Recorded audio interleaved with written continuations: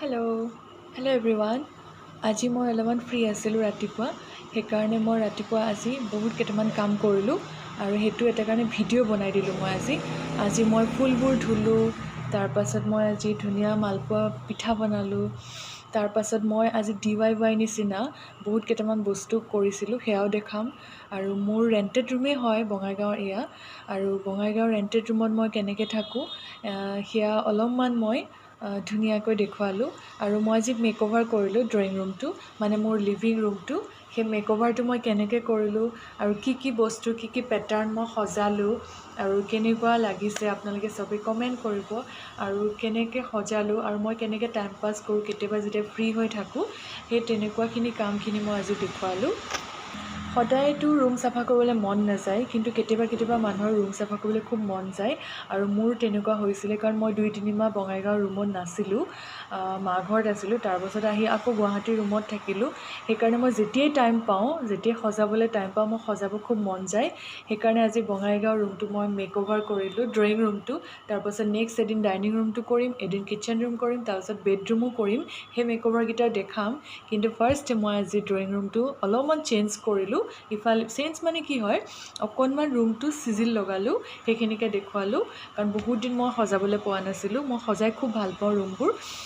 কিন্তু এই ৰুমটো আমাৰ 2 বছৰ কমপ্লিট হ'ব ছেপ্টেম্বৰত, মানে এইটো ৰুম চেঞ্জ কৰা বঙাইগাঁও ৰুমটো। কাৰণ তাৰ আগত আমি আৰু বেলেগ এটা ৰুম লৈছিলোঁ, সেইটো গ্ৰাউণ্ড ফ্ল'ৰত আছিলে, অলপমান আমাৰ 1 কিলোমিটাৰ দূৰত আছিলে। সেইটো ৰুম কিন্তু মোৰ খুব পচন্দ আছিলে, খুব ভাল আছিলে। কিছুমান কাৰণত আমি সেইটো ঘৰ এৰি এইটোলৈ চিফ্ট কৰিলোঁ। এইটো কিন্তু টপ ফ্ল'ৰত, মানে আমাৰ 3rd ফ্ল'ৰত থাকোঁ আমি, 2nd ফ্ল'ৰত থাকোঁ। কিন্তু এইটো ঘৰ ভালেই লাগে, কিন্তু তথাপিও ধুনীয়াকৈ আমি সজাই থাকোঁ আৰু এইটো ঘৰটো। তাকে চাওঁ ব'লক, দেখুৱাওঁ মোৰ ৰুমৰ কেনেকৈ মই ডেক'ৰেশ্যন কৰি থাকোঁ।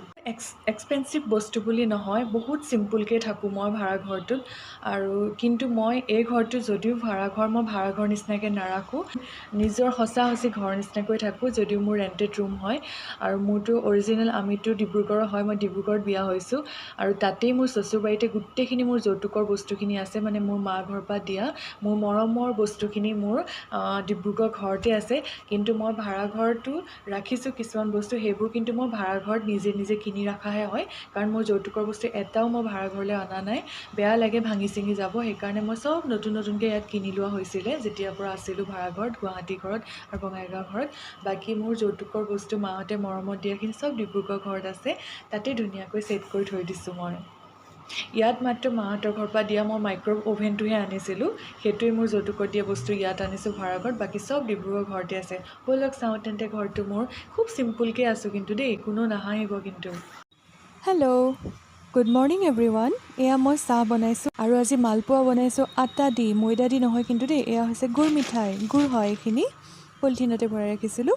এয়া মালপোৱাত দিছোঁ অকণমান নিমখ, অকণমান আটা, অকণমান পানী আৰু অকণমান গুড় মিঠাই।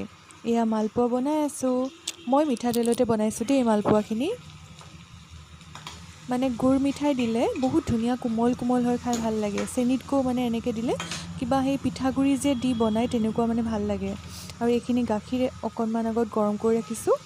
লাল চাহ বেলেগকৈ গৰম কৰিছোঁ। মানে ডিপুৱে কি কৰে, এনেকৈ যদি চাহ বেলেগকৈ দুইটা মিক্স কৰি বনাই খুব ভাল পায়। এয়া ওলালহি মালপোৱা টেষ্ট কৰিবলৈ। কিবা এটা বনাই থাকিলে সি ওলাইহিয়ে চাবৰ কাৰণে। অকণমান লৰাইও চাই হাঁহি এটা মাৰি দিয়া, অকণমান মোক হেল্পো কৰি দিয়ে কেতিয়াবা। হাঁহিটো মাৰোকে নামাৰে।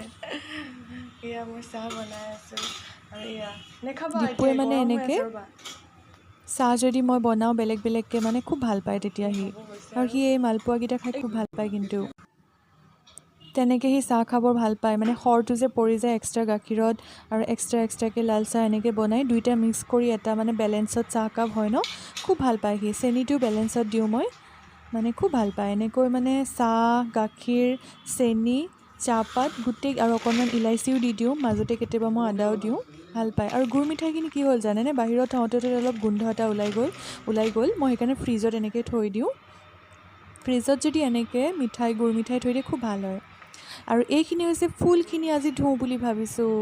ড্ৰয়িং ৰুমটো অকণমান আজি চেঞ্জ কৰোঁ ভাবিছোঁ।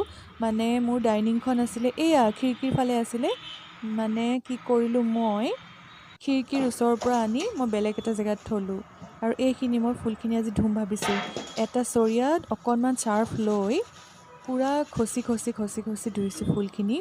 মোৰ আজি ৰাতিপুৱাৰ চফা কৰা কাম উলিয়াই লৈছোঁ। কেতিয়াবা মন যায় ন, একচুৱেলি বাকেট এটা ডাঙৰকৈ যদি পানী ৰাখি 15-10 মিনিটমান মানে ডুবাই ৰাখিব পাৰি ফুলখিনি চাৰ্ফৰ পানীত, তেতিয়া বেছি চাফা হয়, একদম চকচকীয়া হয়। কিন্তু মোৰ ইমান অলপমান টাইম মানে নাছিলে, মই ভাবিলোঁ পটাপট কৰি দিওঁ আৰু কেতিয়াবা ইমান মনো নাযায়। মই আগতে কিন্তু বাকেটত ডুবাই ৰাখিহে তেনেকৈ ভালকৈ ডুবাই ৰাখি থৈহে ধুওঁ। এনেকৈ বাল্টিঙত নল'লোঁ আৰু এয়া ফুলখিনি আধা শুকাওঁ আধা নুশুকাওঁতে সজালোহি আনি মেলি মই। এইটো মোৰ গ্লাছৰ এটা ফুলদানি হয়। এইটো লৰক ফৰক হৈ থাকে কাৰণে কি কৰিলোঁ, প্লাষ্টিকৰ কিছুমান থাকে ন, তাতেই এনেকৈ ভৰাই মেলি ধুনীয়াকৈ ছেট কৰি ৰাখিলোঁ। তেতিয়া মানে অলপমান ফুলদানিটোৰ ফুলখিনি হিলি নাথাকে, নহ'লে ফুলদানিটো পৰি যোৱাৰ চান্স থাকে। তেনেকৈ মোৰ এটা ফুলদানি মোৰ মানে ইনলজৰ ঘৰত মোৰ এনেকুৱা এটাই ফুলদানি আছিলে, এতকৈ ভালহে আছিলে, মোৰ বিয়াতে প্ৰেজেণ্ট উঠিছিলে, সেইটো ভাঙিয়ে গ'ল। ডিব্ৰুগড়ৰ ঘৰৰ কথা কৈছোঁ মানে। এইখিনিও ফুল মই সজাই ৰাখিছোঁ ধুই আনি। আৰু এইখন মানি প্লাণ্ট থৈছোঁ, ফেংচুই বস্তু থৈছোঁ, মই মানি বুদ্ধা, লাফিং বুদ্ধা থৈছোঁ। ট্ৰেখনো আজি ধুলোঁ। তাৰপাছত ভাবিলোঁ কুশ্বন কভাৰখিনি আজি অলপ চেঞ্জ কৰোঁ। এয়া উলিয়াই ৰাখিছোঁ শ্ব'কেছৰ ভিতৰৰ পৰা।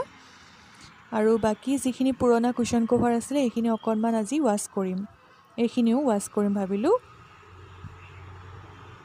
ধুনীয়াকৈ ৰুমটো ভাবিলোঁ অকণ সজাওঁ। আগতে ডাইনিংখন এইফালে আছিলে খিৰিকীৰ ওচৰত, এইখিনিৰ পৰা মই শ্বিফ্ট কৰিলোঁ ইফালে আজি, আৰু ইফালৰ চেয়াৰখিনি ডাইনিঙৰ জেগাত মই ৰাখি দিলোঁ। আৰু কুশ্বন কভাৰখিনি ইয়াত চেঞ্জ কৰি হ'ল। ডাইনিংখনতো ইয়াত ডাইনিং কভাৰ পাৰিলোঁ, ৰানাৰ পাৰিলোঁ, আৰু ফুলখিনি মই ইয়াত সজাই ৰাখিছোঁ। আৰু ফুলখিনি মই কিন্তু কি কৰোঁ, অলপ আধা শুকাওঁতে মই ধুনীয়াকৈ ৰাখি দিওঁ।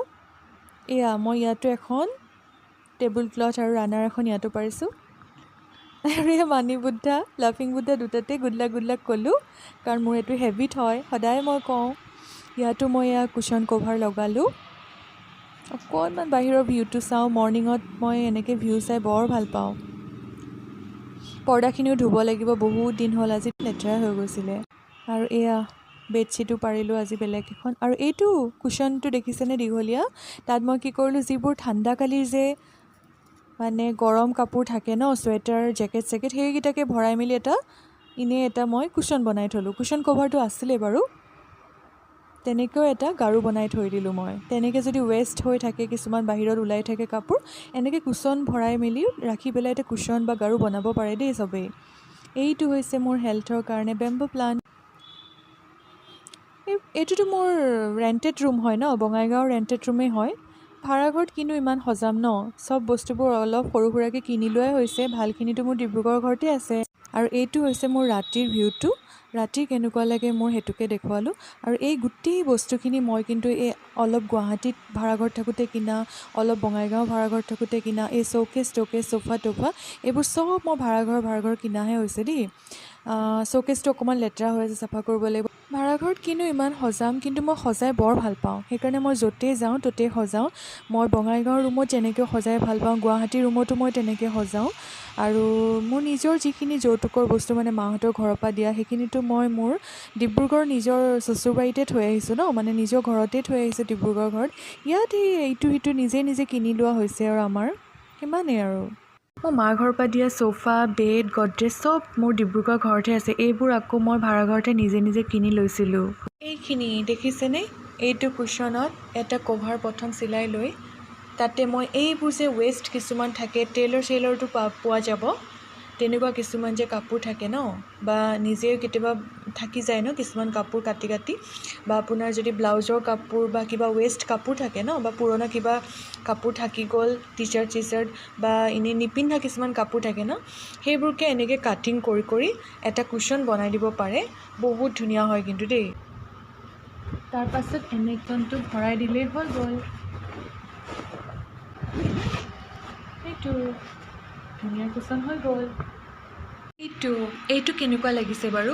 এইটো এটা ৱেষ্ট কাপোৰে বুলি ক'ব লাগিব, মানে ৱেষ্ট বুলি নহয়, এইটো আছিলে এটা মোৰ ব্লাউজৰ পিচ আছিলে।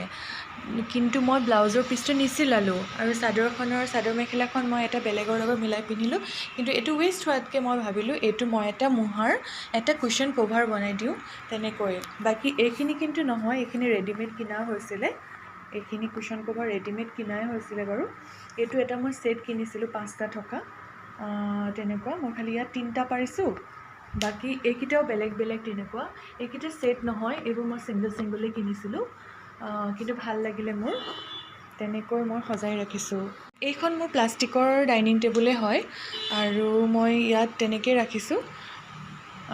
মোৰ নিজৰ শ্বশুৰবাৰী মানে ডিব্ৰুগড় ঘৰত মোৰ মাহঁতৰ ঘৰৰ পৰা দিয়া ধুনীয়া গ্লাছৰ মানে ডাইনিং টেবুলটো আছেই, কিন্তু সেইখিনি ভাড়াঘৰ মই লৈ ফুৰা নাই। সেইকাৰণে মই বঙাইগাঁও ভাড়াঘৰতো এনেকৈ প্লাষ্টিকৰ আৰু গুৱাহাটী ভাড়াঘৰটো প্লাষ্টিকৰ তেনেকুৱা বস্তুবোৰ ৰাখিছোঁ। আৰু যিহেতু অনা নিয়া কৰিবলৈও দূৰ, বঙাইগাঁৱৰ পৰা মোৰ শ্বশুৰবাৰী 18 ঘণ্টা বাট, কেনেকৈনো অনা নিয়া কৰোঁ। মৰমতে সেইখিনি শ্বশুৰবাৰীতে থৈ দিছোঁ ডিব্ৰুগড়ৰ ঘৰতেই। তাতে মোৰ শাহুমাই বৰ ধুনীয়াকৈ নিট এণ্ড ক্লিন কৰি ৰাখে আৰু নিজে গৈ তাত ভালো লাগে ন, নিজৰ বস্তুখিনি তাত ধুনীয়াকৈ পোৱা যায়। সেইকাৰণে মই ইয়াত যেনেকৈ পাৰিছোঁ সৰু সুৰাকৈ চোফা হওক ডাইনিং হওক চব বস্তুবোৰ কিনি ৰাখিছোঁ, কিনি তেনেকৈ সজাইছোঁ মই।